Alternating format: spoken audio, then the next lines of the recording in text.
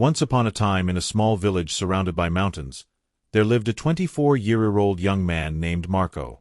Marco was very restless. His mind was always full of thoughts. All day long, different thoughts came and went, and these thoughts made him feel uneasy and tired. He always felt sad about his past and worried a lot about the future. Because of these thoughts, his mind was like a storm. He couldn't feel calm, couldn't sleep well, and even forgot how to smile. One day, Marco heard about a faraway village in the hills. People said that a wise old man lived there. That man used to be a famous psychologist in the city. He had helped many people in his life and had taught them how to find peace in their minds. Now he was old. He left the busy life of the city and started living in a quiet village close to nature. Sometimes he gave advice to visitors. Marco became curious and hopeful. He decided that he must go and meet that old man. He thought, maybe this wise man can help me find peace. After many days of a long and tiring journey, Marco reached the village in the hills. When he got there, he saw a small house covered with greenery. On the porch of the house, the old man was sitting quietly. His eyes were closed and he looked very peaceful.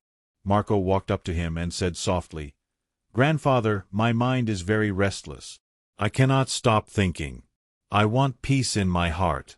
Can you help me?" The old man slowly opened his eyes and gave a calm smile. He said, "So, you are looking for peace? Then come with me. I will give you a small task." He took Marco to his little yard.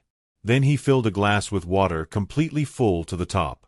The glass was so full that even a little shake would make the water spill. He gave the glass to Marco and said, "Walk from here to the edge of the village and then come back. But remember, you must not spill even one drop of water." Marco looked at him with surprise, but he wanted to do his best, so he accepted the challenge. He held the glass carefully and started walking. The road was narrow and busy. Some people were walking, some were running. Shopkeepers were calling customers and dogs were barking. But Marco did not look around. His eyes stayed only on the glass. He walked slowly and carefully, step by step. People looked at him with surprise, but no one disturbed him. They knew he was learning something important. Finally, Marco came back to the old man and said, "Grandfather, I did it. I didn't spill even one drop of water." The old man nodded and smiled. Then he asked, "That's good, but tell me, did you see the children playing on the side of the road? Did you hear the dogs barking?" Marco looked surprised and said, "No, I didn't see or hear anything.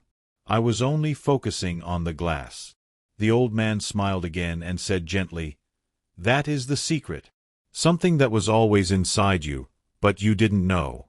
When your mind stays in the present moment, then there is no space for fear, no confusion and no extra thoughts.